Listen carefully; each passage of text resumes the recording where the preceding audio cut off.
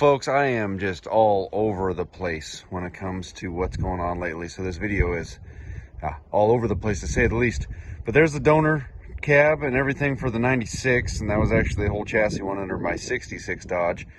That green bed on top, that one's actually in really good shape, but I want to go on, put that box on my 98 because it needs a new one.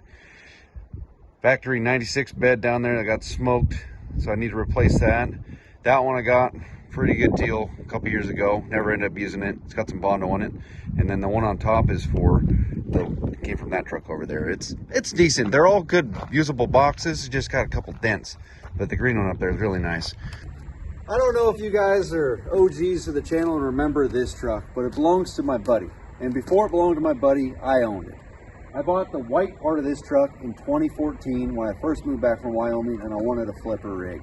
So I found the white truck on Craigslist for a pretty decent price. Not great. It was a kind of ranch truck, fairly straight, but it had a bad turbo. And the owner of the truck wouldn't come down to the price I wanted, so we didn't make a deal. He calls me about a week later and he says, "Hey, I'll throw in the parts truck, the old gray one that's next to it, if you take it for this price." And I said, you know what, that sounds like a good deal. But back then, didn't really think too much of it. The parts rig is the gray part of this truck. It's just a parts truck. It was wrecked. It was ran into something, but it actually had perfect cab on it, mint doors. All the interior out of that truck actually went to the green one I restored a couple years ago. One of the doors off of that truck is on Grandma's truck. And since my buddy bought this truck from me, I ended up giving him the bed. I didn't have anywhere to store it, so I said, hey, if you got a spot to store it, I'll let you have the bed. And, well, it's back here today because I tried to buy the bed back. Because the truck is actually a non-op. Why? I didn't know the whole story, but after looking at it for a couple minutes and driving on the trailer, I think the turbo is just, the seals are gone on it. They thought the engine was cooked, but it's got great oil pressure, but it's just smoking like a two-stroke. So this will be the full video resurrecting the white truck. But right now I'm going to get it off of here and I'm going to pull the bed and we're going to spray this thing. Well, I'm going to sand it and do all the minimal body work I need. And that's going to be the bed for my 96.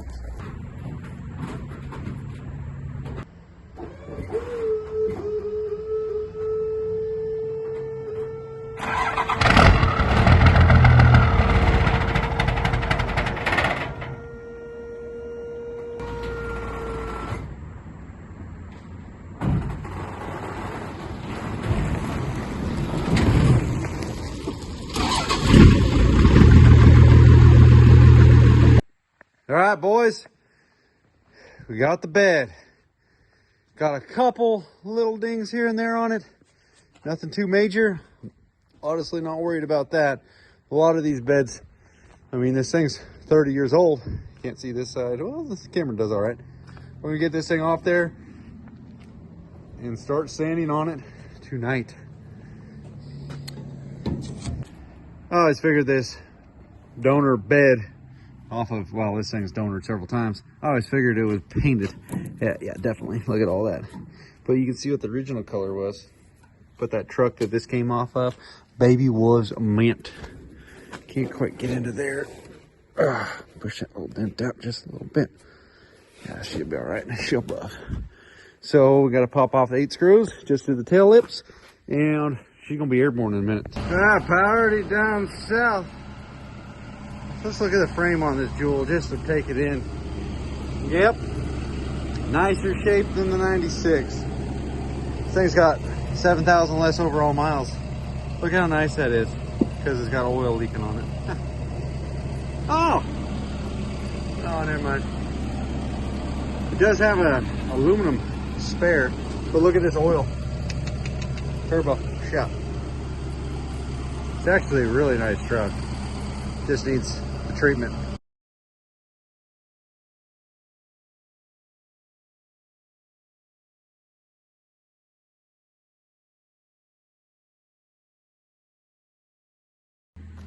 Well, here is the bed after several days of off and on visiting the subject.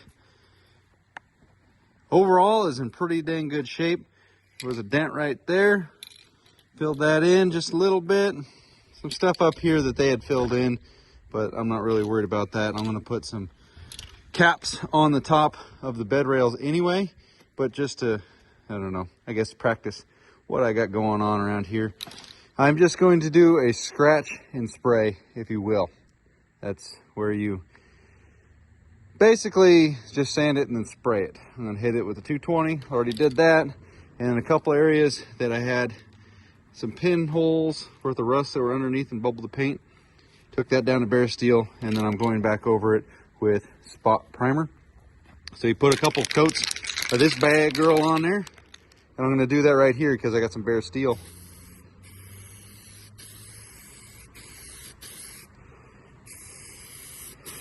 And then once this cures, I can go back over it in wet sand with 400 to 600. And I'm going to just go to 600 because I'm not going to put a whole bunch on here. But this will make the comfort level a lot higher. That was a pretty big area to do with spot prime.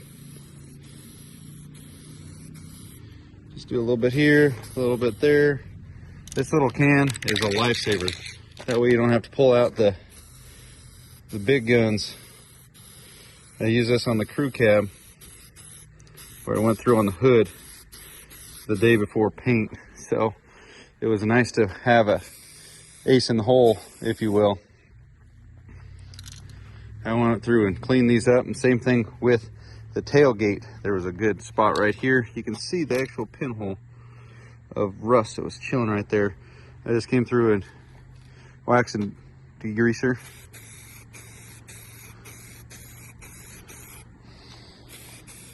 Same thing with the tailgate lid here. It's gonna have a protector cap on the top anyway, so that way you can throw a 2x4 over the tailgate and not worry about it.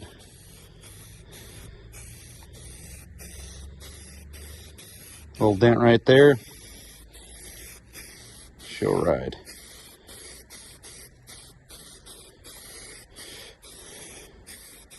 I saw somebody use this stuff on a YouTube video or Instagram, and man, let me tell you what. Yeah, they didn't even have to sand it. It was some good stuff.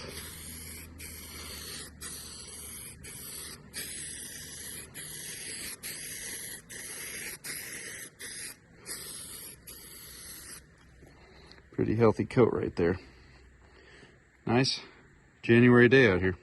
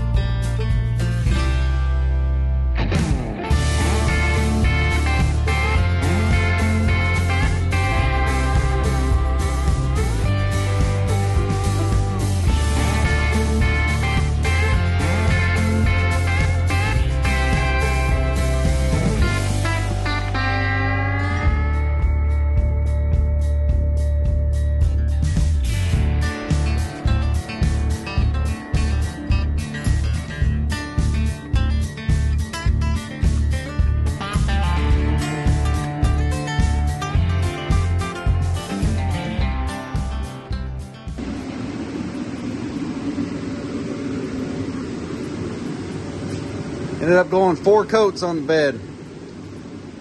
A couple spots was shining through just a little bit. And man, it looks deep. I like it.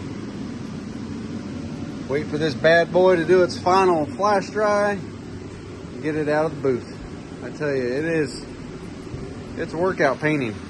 Man, I'll tell you, especially if you got to do several coats. And this is simple. But when it comes down to just getting everything set up, not something that I'd want to do every day.